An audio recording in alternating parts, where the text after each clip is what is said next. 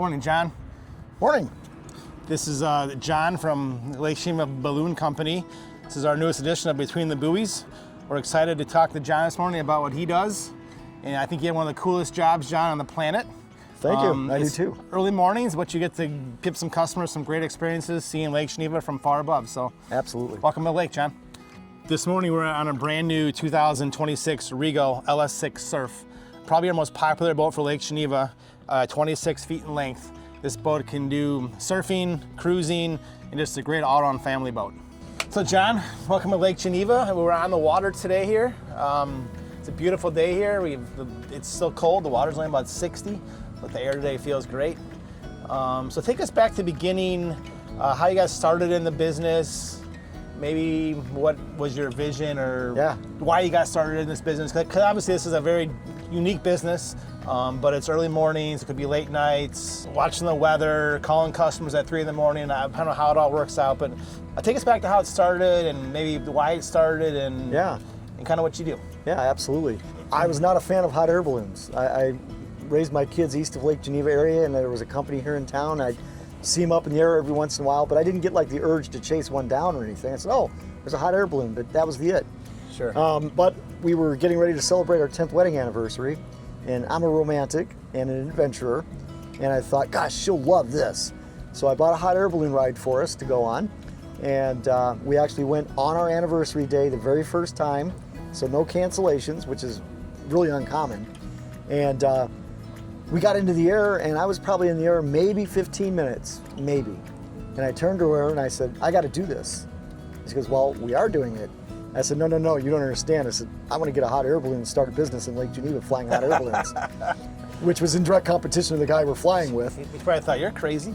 Yeah, that was really a lot of, she was used to it, right? I'm an entrepreneur at heart. Sure. I was working in the corporate world at the time, and I was looking for any excuse to try to move out of that into something that really was different and unique.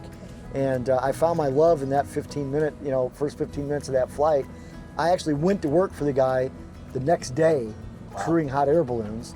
And within 60 days of my very first hot air balloon ride, I bought a hot air balloon. I didn't even know I could fly one yet, and started taking lessons, and the rest is history. Here we are celebrating our 24th anniversary as a company.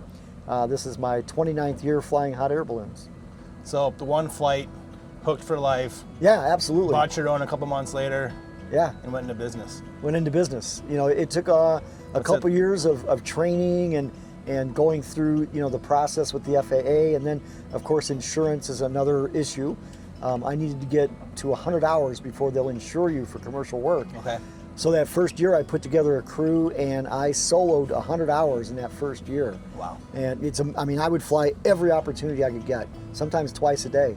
And like I said, starting the business at that point was, it was about learning to fly a balloon first, and then it was about starting a business from scratch. Because I was learning so much doing both of those. Sure. So when your customers come out for a balloon day, like what's the number one experience you want them to walk away with?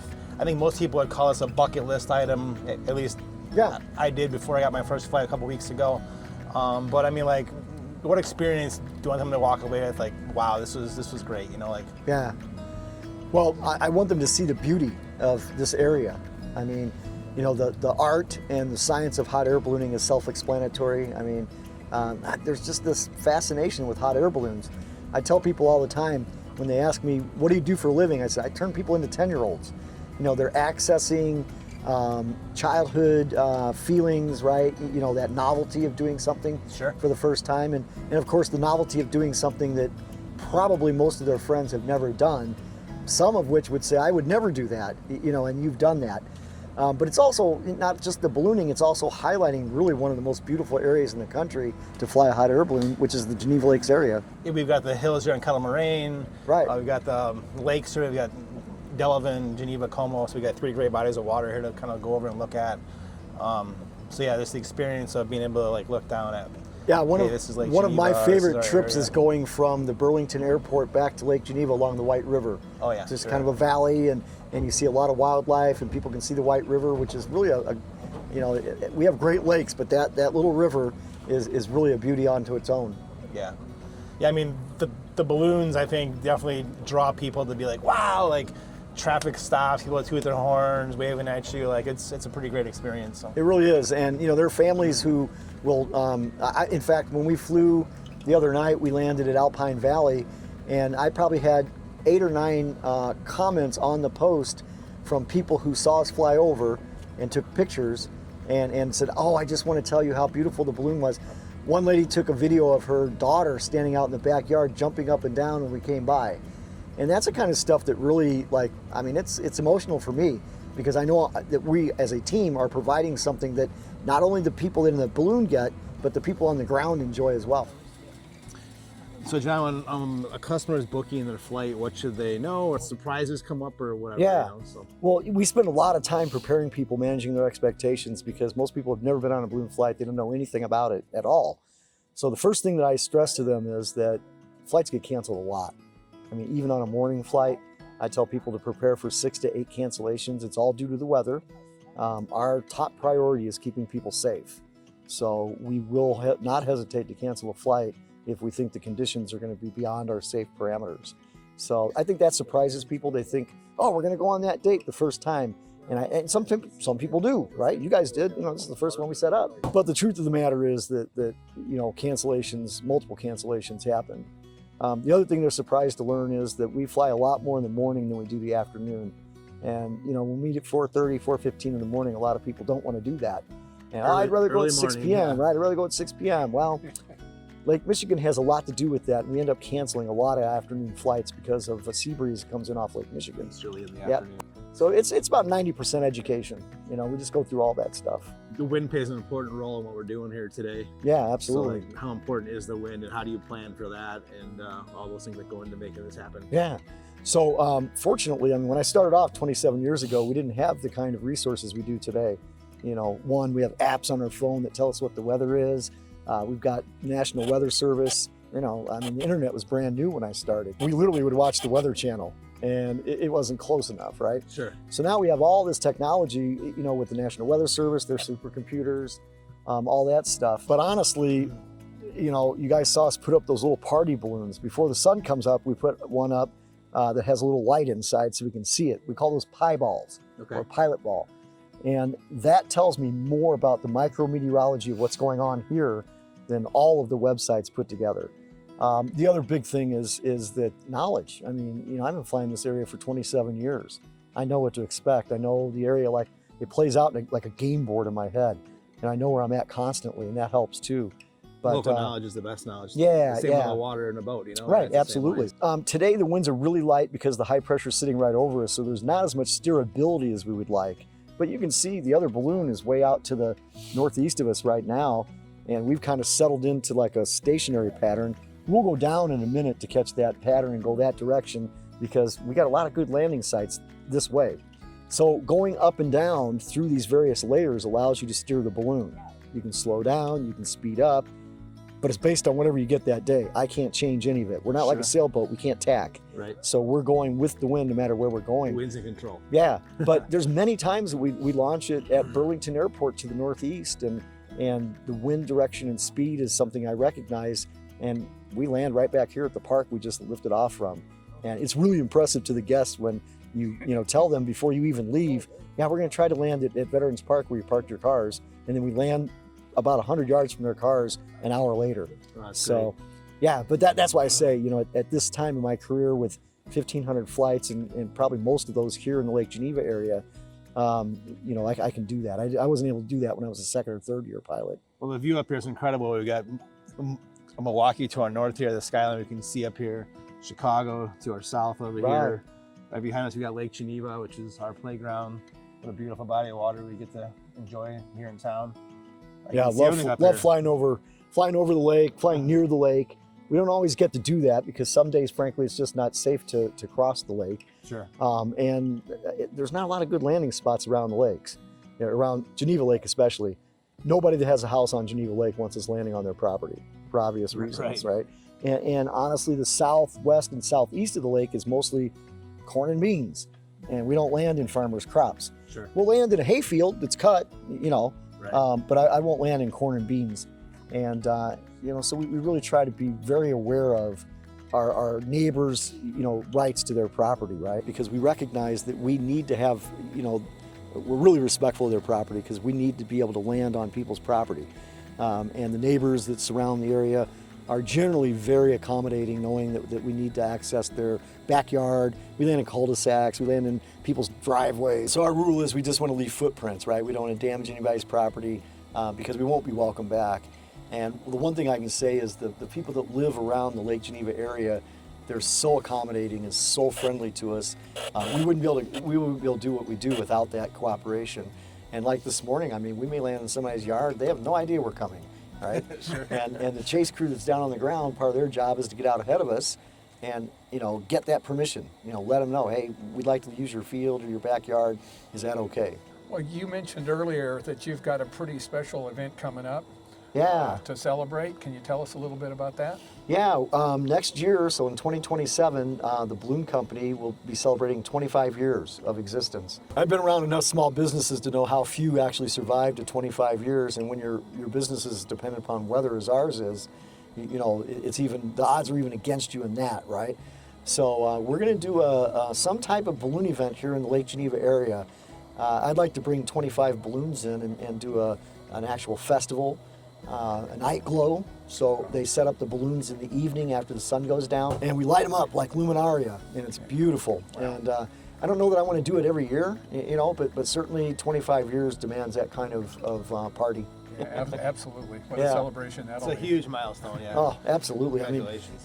It's I would have never believed here I am I've been ballooning 27 years, but the company's 25 years old.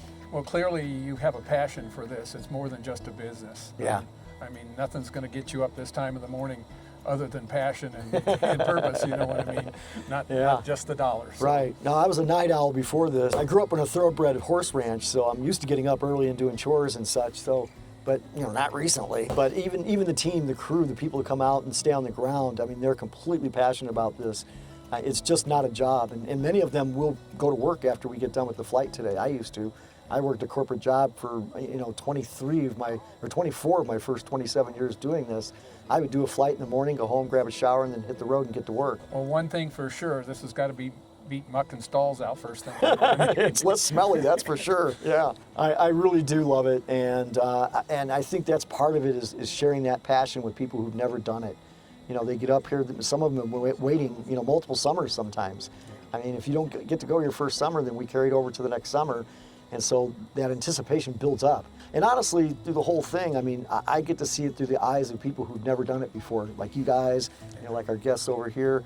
It's all brand new. And I love that feeling of being able to share this with other people. First-time experiences. Yeah, great. absolutely. So, John, what is the ballooning season? So we typically start flying in May, although May hasn't been a great month for flying, but I say that, and here we are the first couple weeks, and we've already got 3 flights in. The good ballooning weather usually kicks in about mid-June, all of July, all of August, and the first 2 or 3 weeks of September. We continue to fly until Halloween. I love making Halloween flights, but then it's only weekends after Labor Day. Our pool of employees dries up. The college kids go back. The high school kids go back. I've got a lot of retired people, semi-retired people, and I carry about 30 people on the crew because we never want to have to cancel a flight because we don't have enough help. But they're just as passionate as we are. I tell people when they do the phone interview, I said, if you're just looking for a job, this is not for you. It's not guaranteed hours. We'll fly 2 or 3 times a week, maybe 6 or 7 times in a week if we get a good summer. But then we might not see the balloon for a week or 2, So it's not one of those things you can depend upon. But almost everybody works another job, does something else. And we fit this in when we can. Well, this afternoon, we're actually going to Racine to demo the balloon for a Boy Scout troop, They're an aviation explorer post. We'll also be attending the Waterford Balloon Race. I believe that is in July. I think it's like the 17th of July. So we'll go up to Waterford and fly with 10, 15 other balloons up there. And then in September, we'll go down to Libertyville, Illinois. The city hosts a Thursday night thing for people to do, and one of those is getting up close to a balloon. So we'll take 2 or 3 balloons down and set them up. We don't fly, but people can come out and check out the balloons and get up close. Yeah. Which is pretty neat. What we saw setting the balloon up, getting it ready to go. Yeah. Last Saturday we were at the Touch a Truck in Elkhorn, So we do community events like that, and even Jim, the other pilot, will do school presentations. School calls up, they want him to come and set his balloon up in a gym somewhere or outside if it's able to, and we'll do a demonstration for the kids. The kids are great. I mean, it's awesome, right? Yeah, they love it. Well, congratulations, John, on 25 years in Thanks. business. That's a huge milestone. Thanks. We're excited to be up here with you this morning. This is a great experience. It's a bucket list item for everybody. Yeah, absolutely. Well, John, I just want to tell you, my experience, my first balloon flight was amazing. Oh, thank you. It was exciting, and it's you're up there and you just don't want to talk because there's just so much going on. I would highly encourage people that maybe have a little fear of it. It's extremely safe, especially when you get a qualified pilot like yourself. I was so impressed with your knowledge, not only of the balloon, operation of the balloon and your team, but also your knowledge of the weather. And not just deciding to go or not go or cancel, but the understanding of the wind streams up high, down low, everything that you're watching. I've been a boat captain my whole life, so weather's a big part of my stuff, but you're looking at every little input piece to choose, how do I steer this thing? Right. Because it's not like this boat's got a steering wheel and a shift and a throttle. That's right. You're going to depend on that. So, again, I was extremely impressed with that. Thank you. So one thing that maybe you could share, when people are thinking about their first flight, doing this for the first time, is there any comforting words that you can give them? Obviously, we can talk about the experience. I think would be great.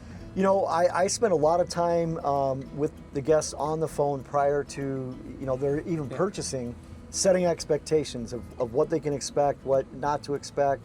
We talk a lot, the day before. I've got documents that I send out. I think, honestly, our Facebook page, with people being able to see the flights, we do a lot of video. It's a great job with that. And I think that when you get people who write testimonials and say how great it was, I think that also is another way that people look at it and they have confidence in what we do. I'll be honest, when they come out and they see how professional we are, and when I say we, you guys were there. My team is unbelievable, right? Yep. They take as much pride in their part of the operation as I do as the pilot. A lot of times the focus is on the pilot, but the pilot's thinking about, man, I've got this great crew, and there's a lot of confidence that comes from that. Yeah, for sure. Yeah, and they trust you. The direction you give, they trust you because they've worked with you, and trust is something you just don't get. You have to earn, and you could tell the way they acted and reacted, knew their jobs. You didn't have to micromanage anybody. No, not at all, and I like that. It's a collaboration. Even the flyers, at the end, grab a hold of that thing and help us get it back in this truck. What came to mind when you're up in the balloon and you're looking down, seeing the team on the ground, the movie Twister. Yeah. They're chasing the tornadoes, and I'm like, these guys are going, obviously through the years, GPS, these other tools that you now have made it easier. That had to be a heck of a deal to put together before you had the assistance of that. It was all on you. Paper maps. Yeah. When I started crewing for the company that I flew with originally, they didn't even have radios. Oh, wow. Which was, they had radios, but they never used radios. Yeah. And I said, you know what, we need to make this as simple on the crew as possible. So radios were a big part of it. Then it was GPS, but we still had paper maps. Yep. And then, then of course the apps came along. And now you've got the technology of balloon pilots developing apps specifically for balloon teams. Yeah. And the one that we have right now allows the crew to also see my projected path based on where I'm at and what I'm doing. Oh, wow. I wasn't aware of that. Yeah, it's brand new. And you can share it amongst the entire crew and share it amongst other pilots that might be flying with you. And so there's less radio chatter, than there was in the past. But everybody has the information right at their fingertips. Everybody's working off the same page. Right, absolutely. Literally. Yeah. I'm sure that's extremely helpful. Yeah, and it builds confidence not only in the crew, but at the pilot. You know your crew's going to be there when you need them to be there. Yeah. Well, I was amazed too, for the quality of the experience, for the cost. It's high value. I came from Orlando, Florida, Disney World. That's gone stupid. You know what I mean? Right. And I guess it has its place. But I think honestly, for adults, that's a better deal. Yeah, we've really worked hard at keeping our expenses low, and overhead low. Obviously, there's some things you're not going to chintz on, right? No. We have a brand new aircraft with state-of-the-art capabilities. We buy the best insurance we can get. Yep. I bring out 5 crew members, plus I bring out a hostess to specifically stay with the guests, to answer their questions and make sure that they have everything that they need. Yeah, she was great. Yeah, and most companies don't do that. That really enhances the experience. Otherwise, you're just kind of standing there. That's right. You got this huge flamethrower throwing flames in the bottom of this big sack. Right. You know what I mean? And when that thing goes off, if you don't know what's going off, Yeah. you're going to jump out of your shoes a little bit. But she's explaining, what the fans do and what the burner does. Right. And, all of that stuff. That just added to it. It's really so fun. I've known Cindy for probably 25 or 30 years. She was a nurse in the doctor's office that I went to. And later on, we reconnected, and her husband and both her sons crew for me. And really, physically, it's not something that she can go out and do, but she wanted to be a part of it. Yeah. And she's a school teacher. So I said, Cindy, come out and be the host, and really having somebody stand with the guests and go through that whole process with them takes a lot of pressure off of me as the Yes. pilot. I can focus on flight ops. Yep. Once we get up in the air, then I can be the host. Yep. Because I'm relaxed now. We're up in the air. We're doing our thing. Yep. But prior to that, I don't know very many companies that devote that kind of resources to making it into a white glove experience. Yeah, we'll keep doing it. Thanks. It really added to it. Yeah, it absolutely does. We're so thankful that we've got Cindy on board to do that. Well, hopefully you'll enjoy your experience on the lake here today. Oh, man. This is what we do. Mark and I feel blessed every day. He was born into a family that does this. This is what he's done his whole life. I grew up down in Florida. I started in my uncle's marina, so I've been doing it 50 plus years, and I've never really worked. Yeah. I get to play on my boats, other people's boats, Right. and stuff like that. Yeah. And so it makes a difference in life when you really enjoy what you do. And I heard your story of how you got into it and why you got into it. And I just want to commend you and say good choice. Thanks. Not everybody gets to choose something that makes them happy every day. So That's right. I feel blessed, and it's fun to share what you guys do here. This is my very first time being out on Geneva Lake on a small boat. Yeah. I've done the mailboat tours and the stuff with Gage Marine, but I've never actually been out on a private boat out on the lake. And we have a beautiful resource, and I always, I've always wanted to be out here. So I'm really thankful you guys asked me to do this. It's a great Thank time. you. This is a great shared experience for all of us. Absolutely.